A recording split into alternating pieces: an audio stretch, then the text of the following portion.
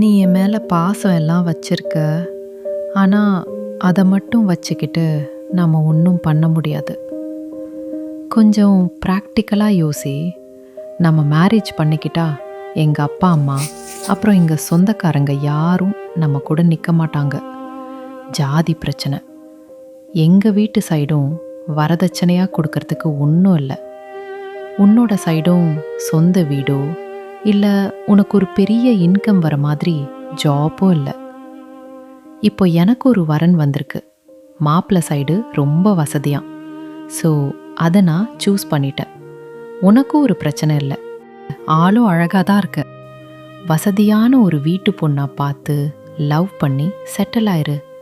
இதில் கோவப்படுறதுக்கு ஒன்றும் இல்லை. என்னோட முடிவு இதுதான். பாய், டேக் கேர்.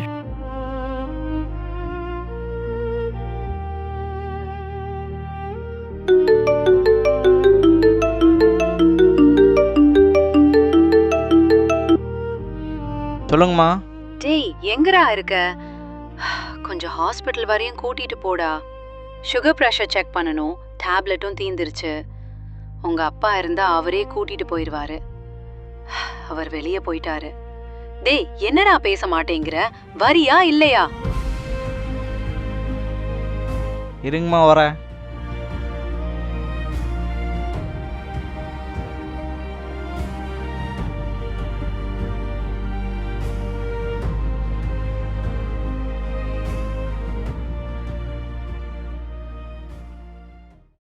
டேய், ரேஷன் கடைக்கு போயிட்டு வாடா. ஏமா நோய் நோயின்னு இருக்க? அங்க வாங்க வந்துட்டு. உன்னை 10 மாசம் சுமந்து பெத்த இந்த அம்மாக்கு இந்த மாதிரி சின்ன சின்ன வேலை கூட செஞ்சு தர மாட்டியா? என்னால வர முடியாதுமா. டேய், நம்ம கொஞ்சம் மீட் பண்ணலாமா? ஸ்பாட் மட்டும் எங்க இருக்குன்னு சொல்லு. 5 நிமிஷத்துல அங்க இருப்பேன். என்னுடைய அப்பா அம்மா, என்னுடைய ஃப்ரெண்ட்ஸ், இவங்க பாசமெல்லாம் கண்ணுக்கு தெரியாம பண்ண இந்த காதலே கிடையாது. இது ஒரு நோய், இது ஒரு போதை. அந்த போதையிலிருந்து இப்போ நான் வெளியே வந்துட்டேன்.